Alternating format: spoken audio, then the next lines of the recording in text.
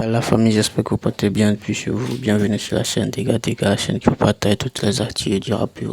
Famille, on va tous suivre cette actu du début jusqu'à la fin. Il ne faut même pas essayer de commenter la vidéo. Nous allons tous suivre du début jusqu'à la fin. Ok, ensemble. À la cité où habite le président Laurent Gbagbo, actuellement où je vous parle, plus de 12 camions cargo de police lourdement armés sont postés là-bas. Leur intention est d'arrêter le président Laurent Gbagbo et tous les camarades de la direction du parti. Parce qu'aujourd'hui, le président Laurent Gbagbo a convoqué une réunion du CSP. Donc, Alassane Dramane Ouattara et Emmanuel Macron ont saisi l'opportunité de tenter de les arrêter tous en même temps. Je demande à tout le monde de converger immédiatement vers Atoban. Je demande à tous les patriotes, à tous les Africains de Côte d'Ivoire, à toute personne épris de justice, de liberté, vivant en Côte d'Ivoire, de converger immédiatement vers Atoban.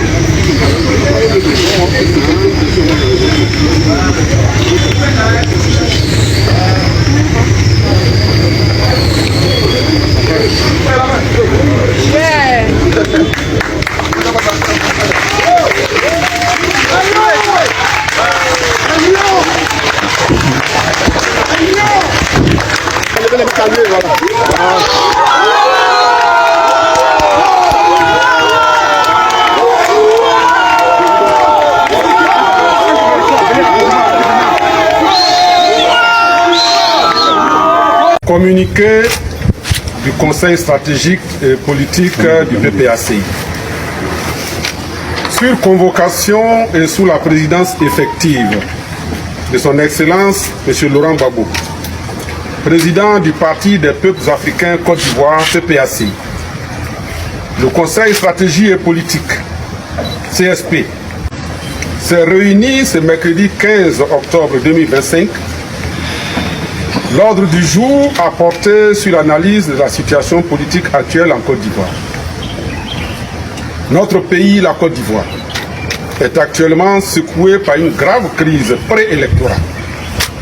Cette crise est née des dérives autocratiques de l'actuel chef de l'État, M. Alassane Ouattara, président du RHDP, qui refuse tout dialogue politique en vue de réunir les conditions d'élection inclusive, justes et transparentes, et s'obstine dans le même temps à briguer un 4e mandat anticonstitutionnel alors qu'il a instrumentalisé les institutions de la République pour écarter ses adversaires les plus sérieux.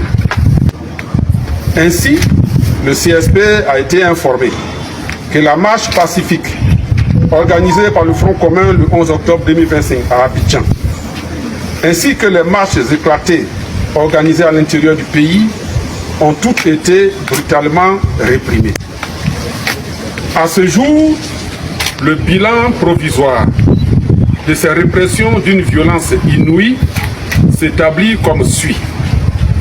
2 personnes décédées, à savoir un bébé de 2 ans qui a été étouffé par les gaz lacrymogènes d'une grenade lancée par les forces de l'ordre dans une cour dans le village de Abié, dans le département d'Atsopé. Le jeune Alouan Ernest, atteint au cou d'une balle tirée par les forces de l'ordre, est décédé quelques heures plus tard sur la table d'opération. Précision importante.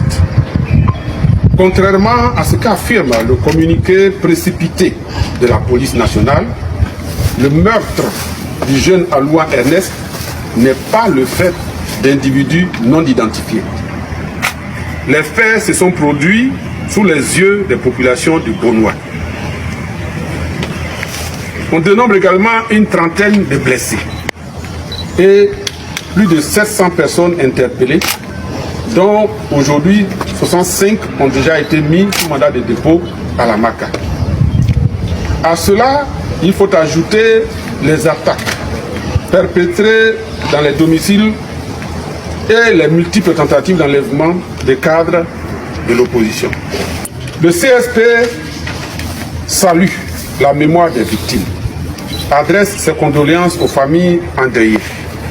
Il apporte sa compassion aux blessés, assure son assistance aux personnes en détention. Le CSP ne s'étonne point des dérives fascisantes du régime RHDP, un régime visiblement aux abois.